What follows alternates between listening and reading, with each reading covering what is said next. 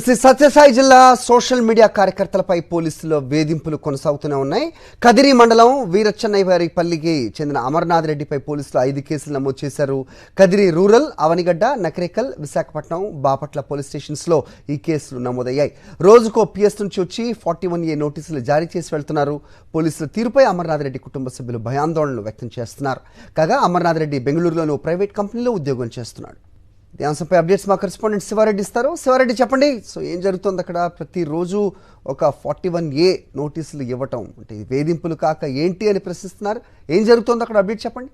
అది ఇచ్చిన హామీలు నెరవేర్చాలని ఎవరైనా ప్రశ్నిస్తే వారిపైన కేసులు నమోదు చేసే కల్చర్ ను ఆ టీడీపీ కూటమి ప్రభుత్వం అనుసరిస్తున్నట్లు కనిపిస్తుంది. ఇదే సందర్భంలో సోషల్ మీడియా కార్యకర్తలపైన వేధింపులు అయితే కొనసాగుతున్న పరిస్థితి ఉమ్మడి అనంతపురం జిల్లాలో చాలా స్పష్టంగా కనిపిస్తోంది. తాజాగా ఈ సత్యసాయి జిల్లా కదిరి మండలం వీరచెన్నైవారిపల్లి గ్రామానికి చెందిన అమర్నాథ్ రెడ్డి బెంగళూరులో ప్రైవేట్ కంపెనీలో ఉద్యోగం చేస్తూ ఉంటారు. అయితే అతని పైన సోషల్ మీడియాలో యాక్టివ్ ఉంటారు. అదేవిధంగా ప్రభుత్వానికి వ్యతిరేకంగా పోస్టింగ్స్ చేస్తూ ఉంటారనే ఉద్దేశంతో ఆయన పైన కేసు నమోదు చేశారు. వాస్తవానికి కదిరి రూరల్ పోలీసులు కేసు నమోదు చేశారు. ఆ కేసులో బెయిల్ కూడా వచ్చింది. అయితే ఇదే సందర్భంలో అవనిగడ్డ, నకరేకల్, విశాఖపట్నం, బాపట్ల ఇలా కేసుల పరంపర కొనసాగిస్తున్న పరిస్థితి కనిపిస్తుంది. ప్రతిరోజు ఏదో ఒక పోలీస్ స్టేషన్ నుంచి ఆయన ఇంటికి వస్తూ ఉన్నారు.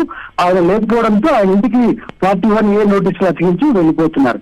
ఇదేంటని ఆ గ్రామస్తులు కానీ లేకపోతే కుటుంబ సభ్యులు కానీ పూర్తి స్థాయిలో ప్రశ్నిస్తూ ఉన్నారు. అదేవిధంగా పోలీసుల తీరును చూసి భయపడుతున్న పరిస్థితి కనిపిస్తోంది. వాస్తవానికి ఆ చంద్రబాబు నాయుడు, అదేవిధంగా పవన్ కళ్యాణ్, ఇతర టీడీపీ కూటమి నేతలు ఎన్నికలకు ముందు ఇచ్చిన హామీలను అమలు చేయాలని కోరితే ఇట్లాంటి అక్రమ కేసులు బనాయిస్తారన్న విమర్శలు సర్వత్రా వినిపిస్తున్న పరిస్థితి కనిపిస్తోంది. హరి.